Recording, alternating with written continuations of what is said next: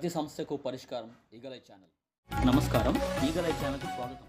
Visakha steel plant ప్రైవేటీకరణకు వ్యతిరేకంగా గతంలో తాను ప్రకటించిన మాదిరిగా ఏఐసిసి అధ్యక్షురాలు వైఎస్ షర్మిల కోర్మన్నపాలెం కోడలలో నిరవధిక నిరాహార దీక్షను చేపట్టారు. ఈ సందర్భంగా ఆమె మాట్లాడుతూ అన్యాయంగా తొలగించిన 2000 మంది కాంట్రాక్టు కార్మికులను తక్షణమే విధుల్లోకి తీసుకోవాలని డిమాండ్ చేశారు. మొన్నటికి మొన్న 11,000 కోట్ల రూపాయల ప్యాకేజీ విడుదల చేస్తున్నామని చెప్పారు. 8,000 కోట్ల రూపాయలు ఇచ్చారట. ఆ 8,000 కోట్ల రూపాయలు ఇచ్చింది ఒక్క రూపాయి కూడా ప్రాజెక్టు కోసం, స్టీల్ ఫ్యాక్టరీ కోసం వాడింది లేదు.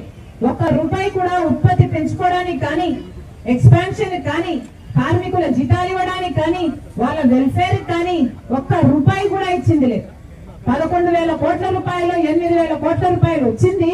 వచ్చిన అర్ధ గంటలోనే అప్పులు తీర్చడానికి వెళ్ళిపోయింది. అంటే ఒక కేంద్ర సంస్థ నుంచి డబ్బు వచ్చింది, ఇంకో కేంద్ర సంస్థకు వెళ్ళిపోయింది. మరి ఏం ఉద్ధరించినట్టు బీజేపీ పార్టీ? ఇంకా ఇవ్వాల్సింది 3,000 కోట్ల రూపాయలు. ఆ 3,000 కోట్ల రూపాయలు కూడా ఎప్పుడు ఇస్తారట? ఇక్కడ 5,000 మంది ఉద్యోగాలు పీకేస్తే అప్పుడు ఆ 3,000 కోట్ల రూపాయలు విడుదల చేస్తారట. ఇది ఎక్కడి న్యాయమని అడుగుతున్నాం. ఇప్పటికి 2,000 మంది ఉద్యోగాలను తీసేశారు.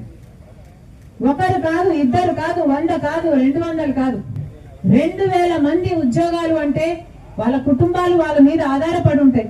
10,000 మంది జీవితాలను ఎఫెక్ట్ చేసే డిసిజన్ ఎట్లా పడితే అట్లా, ఒక పద్ధతి లేదు, ఒక ప్రొసీజర్ లేదు, ఎందుకు తీస్తున్నారో చెప్పలేదు. 2,000 మంది, దాదాపు 2,000 మంది ఉద్యోగాలు పీకేశారు. ఇది ఎక్కడి న్యాయం అని అడుగుతున్నా. ఎవరి ఉద్యోగాలు పీకేశారు? ఇక్కడ పని చేస్తున్న వాళ్ళ ఉద్యోగాలు పీకేశారు. ఇందాక ఒక అన్న చెప్తూ మాట్లాడారు, మేము భూములు ఇచ్చాము, ఇక్కడ మా పూర్వీకులు భూములు ఇచ్చారు, ఇక్కడ మా బ్రతుకులను ఇచ్చాము ఈ ఫ్యాక్టరీకి, మా రక్తాన్ని ఇచ్చాము ఈ ఫ్యాక్టరీకి. కానీ ఈ రోజు మాకేం చేస్తుంది ప్రభుత్వం అంటే, ఇదే భూమి మీద కన్నేసి మమ్మల్ని ఉద్యోగాల నుంచి తీసేసి ఈ భూమిని అదాని లాంటి వాళ్ళ కట్టబెట్టాలని చూస్తుంది. ఇది అన్యాయం కాకపోతే దీన్ని ఏమనాలి? ఈ నాయకులు ఛాతిలో ఉన్నది గుండెనా బండనా? ఏమనాలి వీళ్ళని?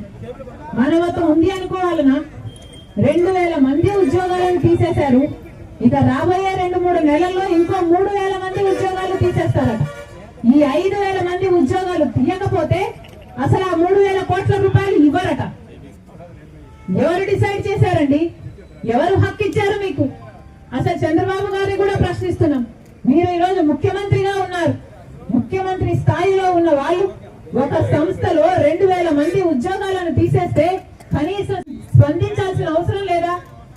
కూటమి సర్కార్ని అడుగుతున్నాం, జనసేన పార్టీ నాయకుడు పవన్ కళ్యాణ్ గారిని అడుగుతున్నాం, బీజేపీ పార్టీని అడుగుతున్నాం.